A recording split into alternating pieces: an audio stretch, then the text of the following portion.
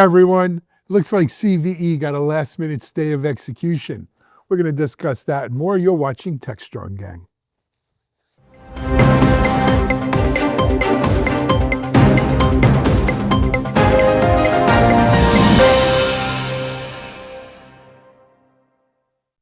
Hi, everyone. It's Alan Schimmel, and it's Friday. Man, Friday couldn't come fast enough this week for me. I just, between the constant barrage of what goes on, both in our country and in the rest of the world, what's going on in the tech world, what's going on in media and just everything, man, I could use a weekend. And really happy we'll be starting our weekend after Techstrong TV, of course, today. And we're going to kick off our Techstrong TV day with, as usual, Techstrong gang. Got a great gang to introduce you to today. Let me bring you to them. First of all, this feels like a repeat of yesterday from our West Coast contingent, right? Down in the Valley, we've got Lisa Martin. Hey, Lisa, how are you? Hey, Alan, I'm great. Good to be here with you and the gang today. Good to see you. And then high atop his secret perch at the very top of the Golden Gate Bridge, master of all that he sees, he's our tech editor at large, Jon Swartz. Hey, Jon, how are you? I am good. It's good to see you, and I'm looking forward to today's show. Excellent. Moving over to Colorado, where he's got the guitars up there, but his mind is on DevOps and Cloud Native, I think. He's Futurum VP analyst Mitch Ashley. Hey, Mitchell, how are you? Good to be here. By the way, we need to change the name Techstrong Gang because that's likely to get us deported, being a member of a gang. I don't have any tattoos. But that, look, wait, here's a masked man right at the door. No, let's. Some people outside. All right, Mitch, you're getting us started off on a Friday. I said it's been a tough week. I wanted to ease into it. Turn it up. And you're turning it up. Okay, there we go. Moving on from Mitch, he's got his passport with him. May or may not help him. He is our chief content officer, Mike, home from Dublin in Ireland, Mike Vizard. I guess they let you back in, huh, Mike? They did, and it was very kind of them, and I'm very thankful, even though I am a U.S. citizen, and it's my right to be here, so it's kind of weird that we're all questioning whether or not. We don't have rights. What are you kidding? Who said anything about rights? Anyway, all kidding aside, Friday, guys, we're going to kick it off. The cybersecurity world was in a bit of a tizzy a couple of days ago. The president of MITRE put out a letter talking about the imminent demise, perhaps, of the CVE. Mike, what do we got here? So to your point, apparently the U.S. government took a long time to renew this contract under which MITRE's been managing this program forever. And people have a lot of faith and trust in both MITRE and have trusted the U.S. to kind of run this program. As a result, as far as I can tell, a lot of people are now talking about, well, this should not be a U.S.-led project because they're saying that the situation here is a little too unstable. People don't want to have a bunch of political decisions kind of driving some things. And so there is a conversation about moving this whole program or replacing it all together with something that is not CVE driven, simply because CVEs themselves are kind of difficult to track. There's tons of them, but they're not all equally severe, and people are complaining about the way the whole thing works anyway. Mitch, what's your take on this? Because CVEs are kind of the bane of application development existence. Well, it may be the bane of software development, but it's also the kind of glue or the oil that runs security, because that's how we notify people about new vulnerabilities and the severity of them. And it's kind of the gold standard. It really is the gold standard of reference of, is this an issue? How serious is it? What are some of the remedies that we can take, or with attack vectors, et cetera? I think it just shocked everybody because I didn't know that contract hadn't been renewed. MITRE has a number of contracts with the government. They've been around since the 1950s, actually. So they're a well-trusted, up to this point, brand. But it does show, the winds blow and change a different direction. What do you do? Now, the database is actually run by NIST. So the database still would be there. It's just no new CVEs would have been issued. But there was a diving catch in the end zone. I guess we'll talk about that to get it funded again. Keep it going, I think, for about 11 months while they figure out a different funding source. I got some thoughts on this one and some factual foundations here. So first of all, they're doing more than talking about. They're not talking about replacing CVEs because, as Mitchell says, CVEs are not just to the AppSec world, but even to the larger cybersecurity world. That's how we do every scanner, every vulnerability management tool uses the CVE system. So they're not talking about replacing the CVE. We're talking about replacing who pays for and maintains the CVE. Let's take it out of the hands of the US government. We can't trust them. And that's a disgusting comment on the state of our country. But unfortunately, it's the same thing you're hearing throughout the world.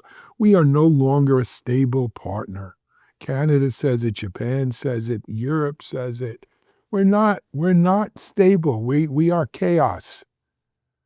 And people they don't want to deal with that. So they founded something called the CVE Foundation. And it's going to be a not-for-profit foundation that if this ever happens again, we will tell the US government, thanks, but no thanks, we got it. Right? And that may be the best thing that happens here. Number two, the relationship between the CVE and the National Vulnerability Database. Think of the CVE as upstream from that database.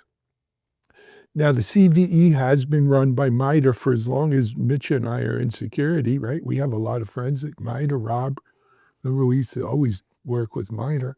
And let's think about, for those of you who are not security people who don't know how this works, whether you are a researcher in Kathmandu or Santa Clara or anywhere in between, and you find a vulnerability, you could submit to the CVE, and if it's accepted, it's assigned a number, right? A registration in that CVE database, and with it, all the information, right? How do you detect it? How do you patch it? Blah, blah, blah, blah. You need one central repository for all of this. Now, some big research teams like Microsoft, they're given a range of CVE numbers because they find not many vulnerabilities, unfortunately. And so it's easier for them to get a number assigned to a particular vulnerability.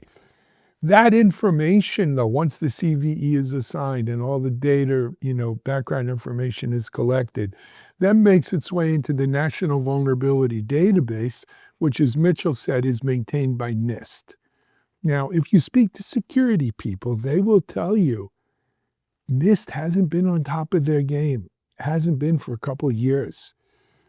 Because of budget cuts and priorities, the lag time between coming from a CVE, making its way into that National Vulnerability Database has stretched and stretched and stretched to the point that people are really frustrated by it. And again, questioning whether is NIST the right caretaker for this thing? Is the government the right caretaker for this thing? And so from the security professionals' perspective, we already knew that the NVDB was tottering on collapse. It's so far down. And now we're going to cut off funding for the CVE base. This is double whammy, worst case scenario, right? This perfect storm kind of stuff. Now, we spoke about it yesterday before the gang, or maybe the day before, with Kimberly and some of our other gang members. And they were saying, well, NIST will fund it. No, NIST doesn't fund CVE. In this case, CISA came through. Now, CISA, as in Chris Krebs, who's being investigated because he said the election wasn't stolen. As in, who's the last lady who just left? She was head of CISA under Biden, Mitch, Marianne, whoever. I mean, CISA's done an amazing job of making the government relevant in cybersecurity, and they stepped in here. But make no mistake, they only funded this for 11 months. Yes. Yeah, you know, I'm glad you mentioned it, Alan, because I have this dreaded sense of deja vu with this. I think Wired put it well in the headline. They said stupid and dangerous because we're not out of the woods. This last minute funding is just for This is several going more to be months. like raising the national debt. You want me to fund Yeah. CISA or CVE? I need a comparable cut somewhere else. Who the hell? Once you make this a political football, it is Right. It's like dangerous. they're kicking the can down the road. It's like the determining the fate of TikTok. They just keep extending it, and I think we're gonna have a crisis every year. I hope I'm wrong, but there's just already news that CISA is going to be facing significant reductions They across are. most of its, including the contractors. Already started, Yep. and it's just this more cost cutting or reckless cost Well, cutting. the fact is, MITRE laid people off because of this and now has to go back hiring them. You know, our friend Chase Bannon, who's on the gang frequently, she works at MITRE. I'm not saying she told me anything, but it's been chaos over there. Chaos. So they've been canceled. So several contracts have already been terminated within Yes. the agency or Yes. left to lapse. Yes. So now So- you've got this. You get rid of people, then you realize, oh my God, we need them. This is just. I mean, it sounds Well, sounds familiar. but this is the Doge way. Exactly. You know, they fire and then they aim. It's bass backwards, and that's the way our government is being set up to work. But so the bottom line here is as much as it pains me to say, let's take CVE away from the US government. We don't have enough adults in that room to run this thing. Go with this CVE Foundation. Put adults in. It's too important to mess around with. That was what struck me. The CVE system may not make headlines. It's not a sexy thing from a marketing perspective, but it's such an important pillar of modern cybersecurity. And so I thought, should a resource that countries and security analysts around the world rely on be tied to a single government sponsor? Question mark, question mark, question mark. That was the thing that really popped out at me is that's a central theme here that needs to be addressed. And to that point, Lisa, you know, I think we're in the realm of potentially anything that the U.S. proposes. We'll set this up and we'll run it. We'll do whatever, whether it's 6 or 12 or 24 months from now. I think the world's reaction is going to question that. Maybe we don't want you to do that. We're Let's not start it. trustworthy. But Yeah, but let's start there is this as a precedent foundation here. or whatever. There's precedent here. Let me explain something to you guys. When I first got involved in the internet, commercial, internet, when it became viable, 96, something like that, 95, the entire DNS system and domain name system was run by the US government. It was a US government entity that assigned you your IP address and kept the domain registry. Right? Then they formed a company called Network Solutions. I was lucky enough to have Network Solutions as a strategic investor in one of the companies I helped take public back in the .com days. Net Solutions. They eventually got bought by with a company that had big digital certificates and stuff.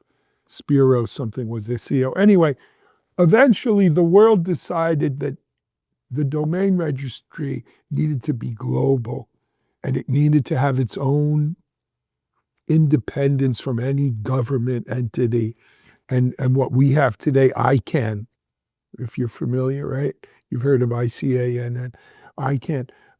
They run the domains and they run the DNS lookups and all these things.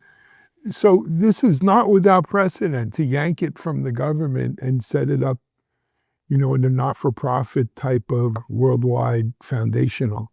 Yeah, the DoD, I think, did the original domain DARPA. before it went to came out of exactly. DARPANet. Before it went to Network Solutions. But let's be honest here. There are a lot of people who have lost faith in CVEs and they complain about the severity rankings. And That's no, CVSS, Mike. That's this is- CVSS, this not is- CVE. Well, no, they're also complaining about They the do. But you know And what? There's always going to be let me complainers. finish. The basic complaint is that maybe these guys don't have enough funding to actually review these things, and they're over ranking these things and creating more havoc for people. And you'll hear open source maintainers, I mean, quite literally bitch and moan about CVEs, that they're like, none of that stuff is really executable in the first place because too many cybersecurity researchers are looking for, you know, marks on a belt to find a vulnerability. And it's like, a lot of those vulnerabilities in those CVEs are not nearly as severe as they make them out to be. That's a fact. Yeah, we've been hearing that shit forever. They're not nearly severe as they make them out to be until someone breaks in using it. Can I ask a question about? I don't mean to be alarmist, but if there was a sudden interruption in services, what are the likelihood of this bubbling up into a national security problem very Exactly. quickly? That was another thought I had. Do you realize, wait a second, do you realize that every agency that this Doge thing it goes into, when they're done, they're leaving the back door open, the windows open, and the lights on. You want to talk about a national, I read an article on this very subject this morning, that the MO here is Doge goes in, they do what they got to do to plunder the data that they want, fire the people that are there, and then they leave everything wide open. And lo and behold, if you go look at a DNS lookup of site of access to these agencies immediately after Doge leaves, where do you think those IPs are coming from? China, Russia, North Korea, Iran. Some think that this is just a plot, a conspiracy theory. There's a conspiracy theory that this is a plot by Trump and Musk to open things up to China. Our security from a national level is flashing red. It's flashing red. CVE's a tip of it. It's flashing red. Most of these agencies, they're watchdogs, their security, and most security, by the way, comes from consultants and the Accentures and so forth of the world, SAICs and all of them. They're gone. This thing is, it's a catastrophe. It's not waiting to happen. It's happening. It's really disappointing, Alan, because this is, of all the areas of government, cybersecurity is one where there's been a real conscious effort over the last 15 years to get the private-public relationship going, sharing information, sharing threats, and investigating things. And CVEs are one example, but there's a lot of other things. And that's all getting ripped up. And what's going to replace it? There isn't something to replace it other than maybe going private, but then you've got to rebuild all those relationships under some private thing, and it doesn't involve government people, if there are government people who are involved in security. Oh, it's okay. The industry will police itself and everything will be just fine. What are you talking? I mean, but this is why I said, guys, Friday night can't come fast enough for me this week. It's scary times. Scary times. Anyway, let's take a break here on Techstrong Gang. Mike, what do you got that's like feel good for today for us? Anything good? I do. The next one up is a little bit on the feel good side. So don't go anywhere. We'll be right back. You're watching Techstrong Gang. Discover Techstrong Group, the epicenter of tech innovation. We're your go-to for reaching IT leaders and practitioners worldwide. Our secret? Impactful content that sparks awareness, engagement, and top-quality leads. With us, you'll access editorial websites, streaming videos, virtual events, custom content, analyst research, and more. Join our satisfied clients. Let's revolutionize your tech journey. Contact us today and tell your story to the world in the most powerful way with Techstrong Group.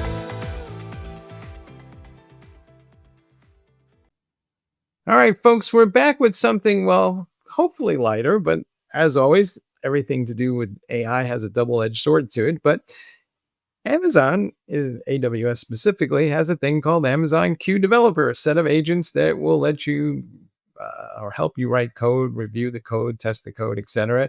And now they're making that available in many more languages around the world.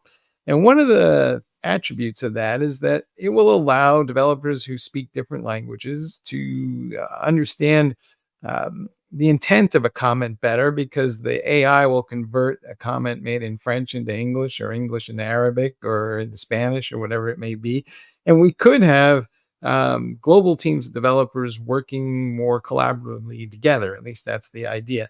I think this is a positive thing for mankind, but anything to do with globalization these days is also fraught with controversy, because, well, folks are saying, well, that will just facilitate more jobs moving to a different country from another country. The politics of that have always been there. But Mitch, what's your take on what's going on here? Do you think this is going to help development, or people will just kind of stay in their international lanes, as it were? I mean, I think it's mostly good because you're opening up more accessibility, right, to these tools. So you can, talk in Arabic or whatever your speaking language is. I think they added like Arabic and French and German, number of others. So it makes it accessible to many more people. It makes prompt sharing a little challenging. If somebody's sending me an Arabic prompt and I can't read it, don't know what it says, I guess maybe I could get Google Translate to translate it. Hopefully it does it accurately. But it does bring up the semantics of each language are different, but that's what these AI models, generative AI does well. So I think it's a good thing overall. It does, English being kind of the universal tech language that things are based on. We've really enjoyed that maybe too much as the thing to fall back on. And this may mean that it's shifting. Yes, the young man in the back there raising his hand. I've got a real problem here.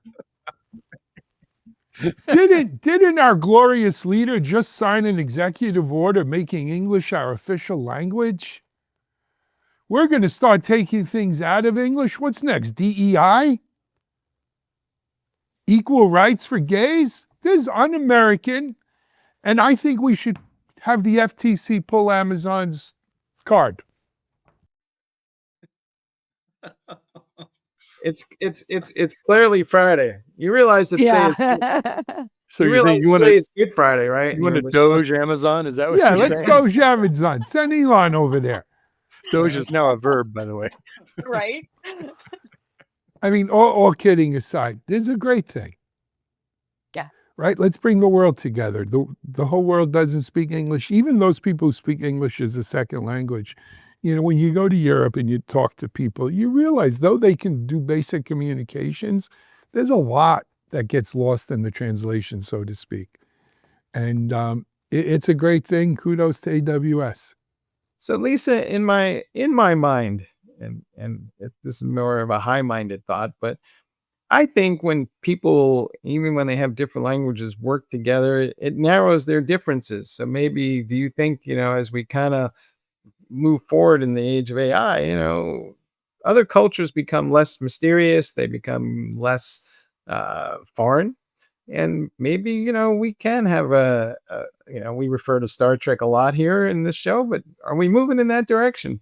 I think so. I think I saw this as a really positive step that AWS is taking, to enable developers worldwide to leverage Gen AI technologies to not only be more productive, but to some of the points already made, more collaborative, really helping to democratize software development. But to your point, maybe helping some cultures understand each other better, because this is going to allow developers across the world to share ideas more easily.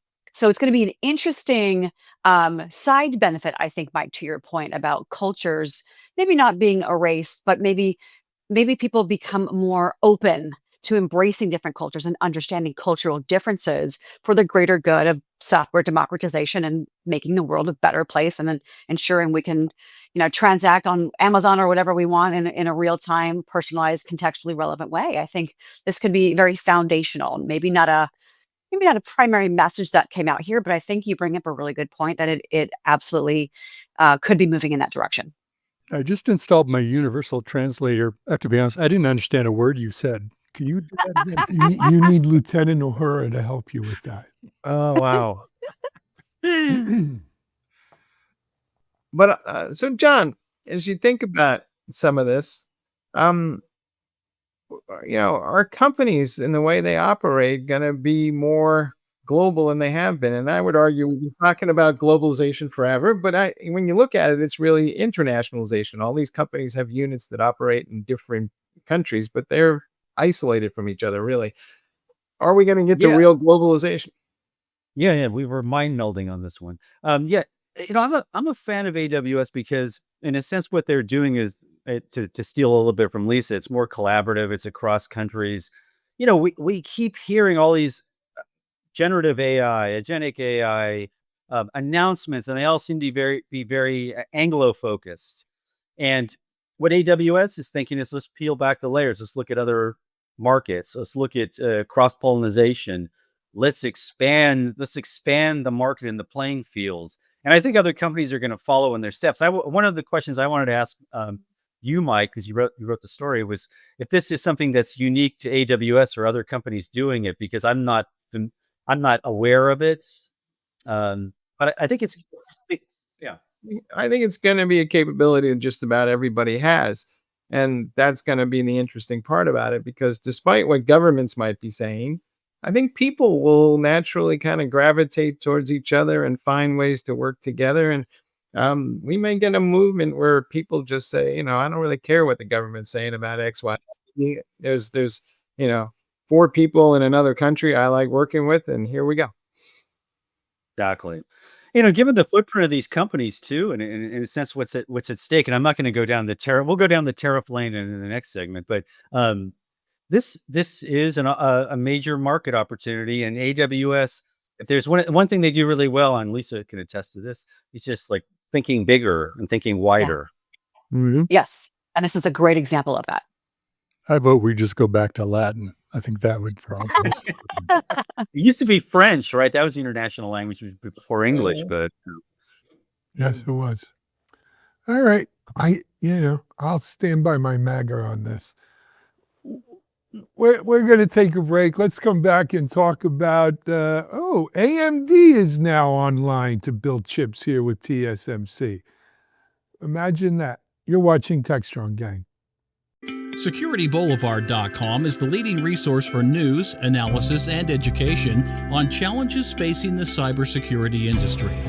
SecurityBoulevard.com covers all aspects of cybersecurity, including data security, DevSecOps, cloud security, application security, network security, security threats, and more.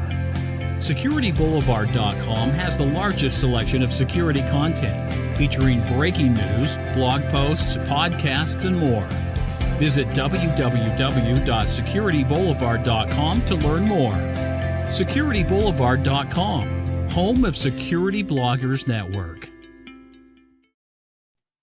Hey, folks, we're back, and this is more of one of those continuing stories, but AMD is now saying that they're going to manufacture chips in the US with a little help from their friends in Taiwan.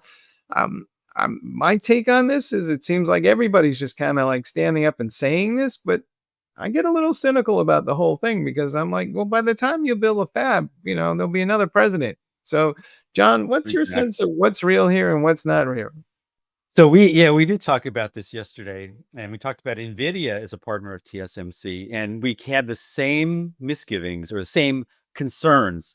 How long it takes to build a fab lab, get everything online, and by the time that happens, it's years down the line. And I will bring up Foxconn from the first administration of Trump, and it's something that's it's going to be an ongoing issue, but in a sense, AMD is trying to protect itself in terms of the supply chain, and in terms of what might happen with the tariffs. I understand they actually claim that they had planned to do this before any talk of the tariffs, that there was, of course, right. This was a press conference in Taipei with the CEO Lisa Su, and it was their intention for us to believe that this is already in the works and that something will be produced by the year 2026. But again, when it comes to these types of stories, these numbers to me, in terms of the amount of money that's going to be spent, the timeline, the particular products, it's all kind of pie in the sky.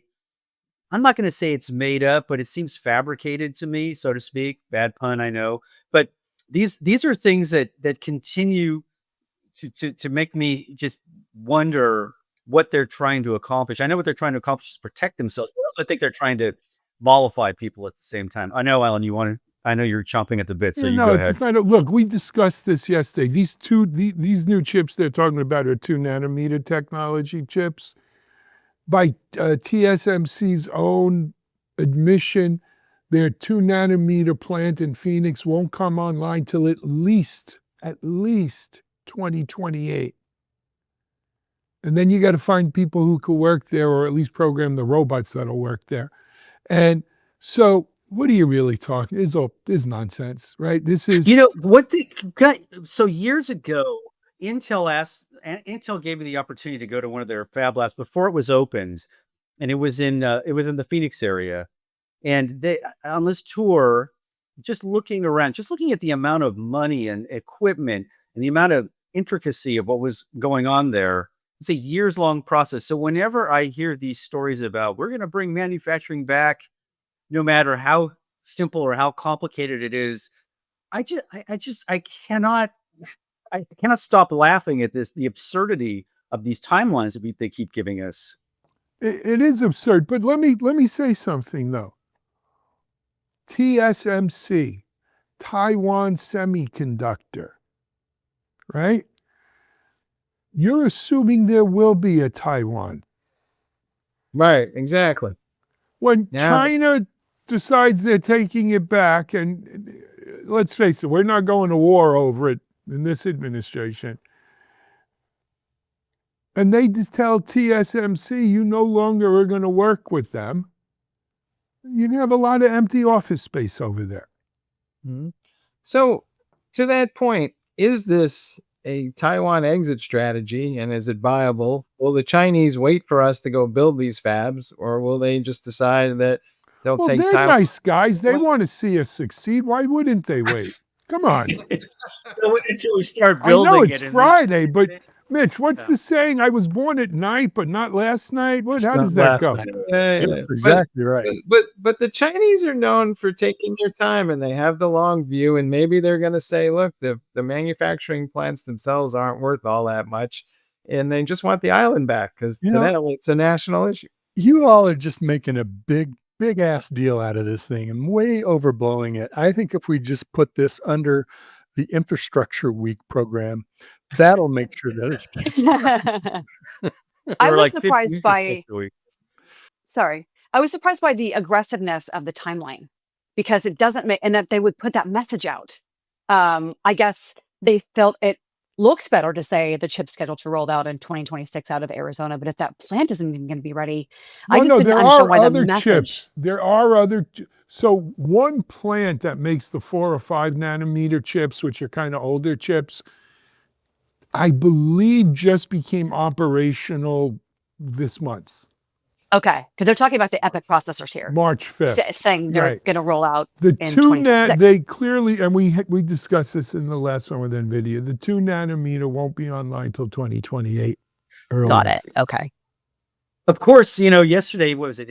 Yesterday, I will reference the stock market and what happened to NVIDIA. So it all can just go puff in the sky when we have other extenuating circumstances or announcements made around tariffs, which happens conceivably every few hours at this point. So all this maneuvering can just be blown out of the water by some sort of random event. I mean, this is crazy. If I was a tech company right now, I'd be pulling my hair out trying to figure out what the hell are we going to do the next year or two with all this chaos around Not us. just tech company, if you're any company. I'm sorry, go ahead, Mitch. No, John referenced Foxconn and all of these announcements, not just chips, but I think a lot of the announcements, they are PR. They are kind of building favoritism. And yes, we're following through with what the administration wants. Will they ever really happen? What happened to the AI data centers that we were going to build all over the biggest infrastructure? That's we don't talk about that now. We talk about the next announcement. So it's just political evidence, quote unquote, meaning it's just hot air until something really happens to say we're doing what we said we would do. I also wonder the following. I think it will happen not because of USA manufacturing, but more just as a national security issue, and people don't want our chips made somewhere else when and be held hostage by that. And I can wrap my head around that. But I'm also looking at these timelines and I'm like going, I wonder if the pace of innovation is going to be a lot faster than they think. And these 2 nanometer chips might be superseded by the next thing long before that factory comes online. So, Well, if they won't trust us to run CVEs, are they going to trust chips made in the US? That's my question. Well, no, because to make an iPhone, you just need a lot of people with little screwdrivers. Yeah, I'm serious. Why would if I can't trust CVEs from the US government, why would I trust a government-sponsored chip manufacturer? Look at it in the US. They may be gone tomorrow, or no, we're only supplying. And by the things way, to the federal we've government. demonstrated no expertise in a very long time in this kind of manufacturing. Again, I mentioned it yesterday. I read an article and I listened to a podcast with Thomas Friedman from the Times, who spoke about that we need to do to China what China did to us, which was 25 or more years ago. They looked at what the U.S. does well and what the U.S. didn't do well. And what the U.S. didn't do well, China put a all balls to the wall effort to do well, to do fantastic what we don't do well. They also So got that- really good at copying things, right? Yeah. But Doing it they much more saw what cheaply. we don't do well and they started doing it well, knowing that because we don't do it well, we would be dependent on that. Well, we need a comparable program here. And it may take 10, 20 years for us to develop that kind of expertise. And the problem is our system is set up as such that we don't have 10-year, 20-year outlooks. We live quarter to quarter. We can't do it. We can't do it based on the 4-year terms. The weird thing too is with the Chinese, they think long term, and right now I think what Xi meant with the leaders of the biggest tech companies, and they're talking about automation throughout manufacturing because they have a huge shortage of people who will work or willing to work in manufacturing. Meanwhile, on the flip side, we've got an administration that's convinced everybody wants to work on a manufacturing line, which is pure inanity. Who would rather? I mean, this whole argument goes back to the first administration when Cohn was the Treasury Secretary. He would try to make the argument that who wants to work in manufacturing when they can work in an air-conditioned office that's much safer and pays better? So in a sense, we just never Well, seem not to to learn. mention that today's factories don't have a lot of assembly line jobs.